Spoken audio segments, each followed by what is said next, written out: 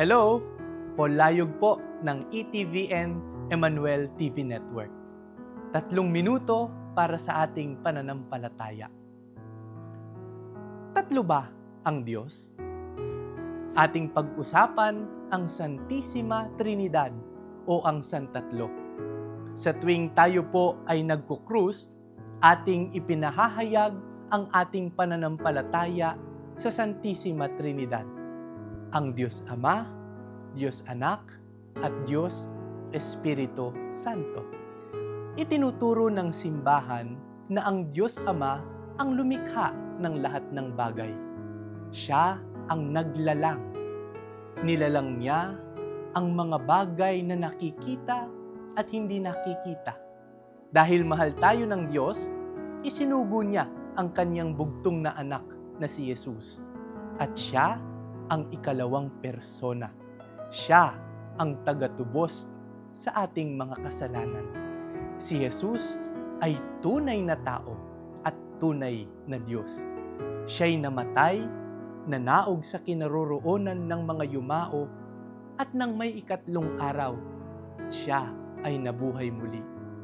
Hindi lamang doon natapos ang kanyang pagmamahal. Isinugo niya ang banal na Espiritu Santo na siyang ating mang-aaliw.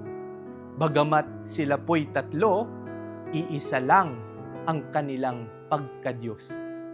Itinuturo ng simbahan na iisa ang Diyos sa 3 persona.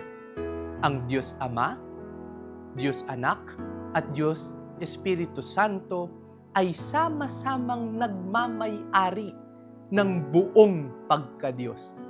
Ang Diyos Ama ay pagmamay-ari ang buong pagkadiyos.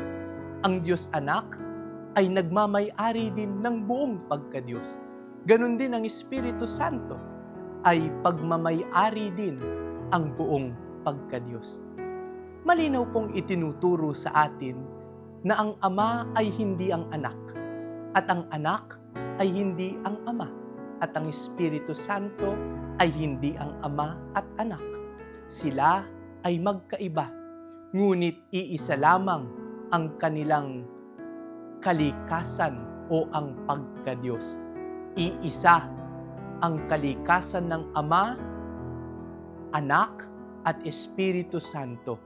Kaya iisa ang ating Diyos sa 3 persona. Tayo po ay manalangin. Ama naming makapangyarihan, tunay ngang ikaw ay dakila sa lahat ng bagay. Tulungan mo po kaming lalong mapalapit sa iyo. Salamat po sa pagbibigay ng iyong bugtong na anak. Pinaniniwalaan namin na siya ay tunay na Diyos at tunay na tao. Siya ang nagbibigay daan upang kami ay lalong mapalapit sa iyong piling. Salamat sa pagsugo ng iyong Espiritu Santo na siyang nagbibigay aliw sa amin. Amen.